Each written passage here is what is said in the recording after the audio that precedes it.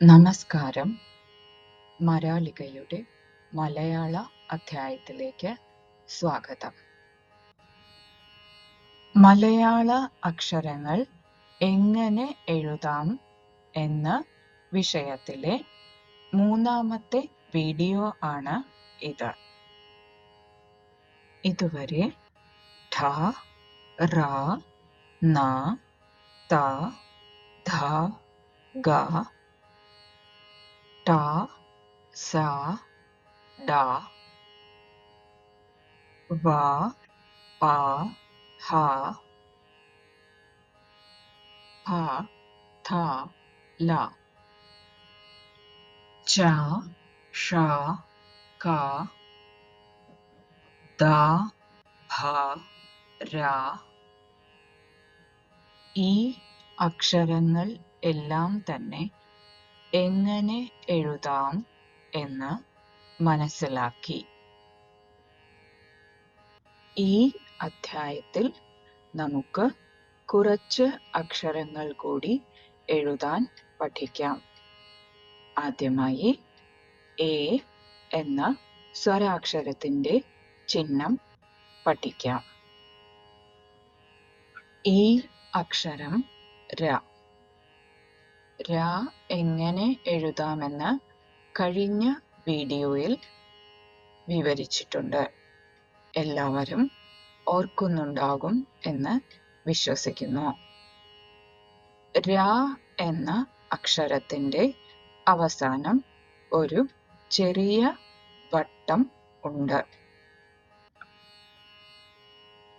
A എന്ന അക്ഷരത്തിന്റെ ചിഹ്നം ര എന്ന അക്ഷരത്തിന്റെ കണ്ണാടിയിൽ പ്രതിബിംബിച്ച് കാണുന്ന രൂപം പോലെയാണ്.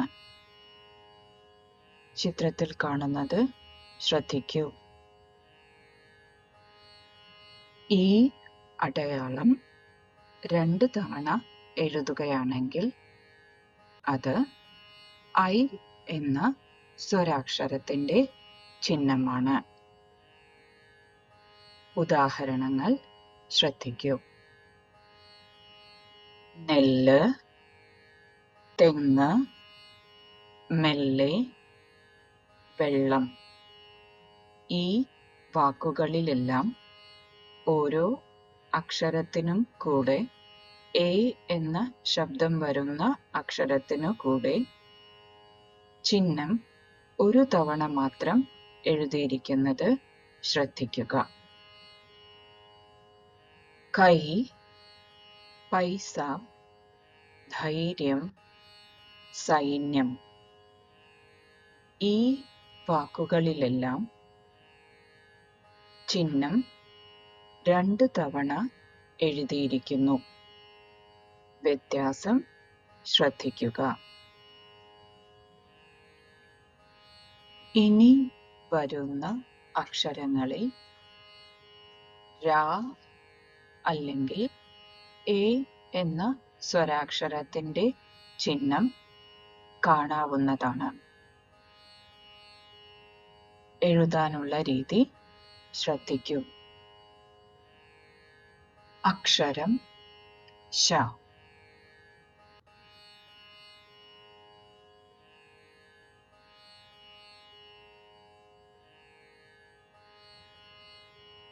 അക്ഷരം ഢ.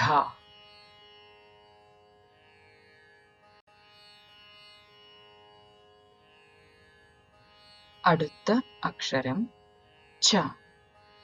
ചവർഗ രണ്ടാമത്തെ അക്ഷരം.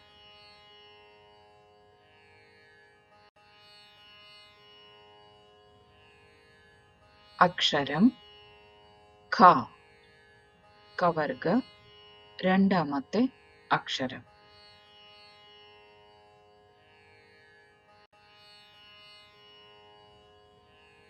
അക്ഷരം ഉ. എഴുതുന്ന രീതി ശ്രദ്ധിക്കുക. അക്ഷരം ഇ. എഴുതുന്ന രീതി ശ്രദ്ധിക്കൂ. അക്ഷരം ഒ. എഴുതുന്ന രീതി ശ്രദ്ധിക്കൂ. അക്ഷരം ള. എഴുതുന്ന വിധം ശ്രദ്ധിക്കൂ. ഈ അക്ഷരങ്ങൾ ശ്രദ്ധിക്കൂ. ആദ്യത്തെ അക്ഷരം ഓ, രണ്ടാമത്തെ അക്ഷരം ള. വളരെ ചെറിയ വ്യത്യാസം മാത്രമേ ഉള്ളൂ. ഈ രണ്ട് അക്ഷരങ്ങൾ തമ്മിലും വളരെ ചെറിയ വ്യത്യാസം മാത്രമാണ് ഉള്ളത്.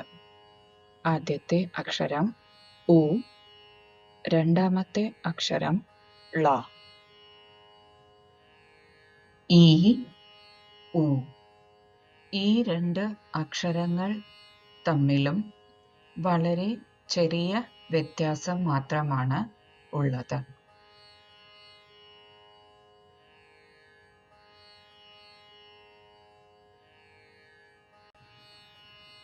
അക്ഷരം ജ. ചവർഗ മൂന്നാമത്തെ അക്ഷരം. എഴുതുന്ന രീതി ശ്രദ്ധിക്കൂ.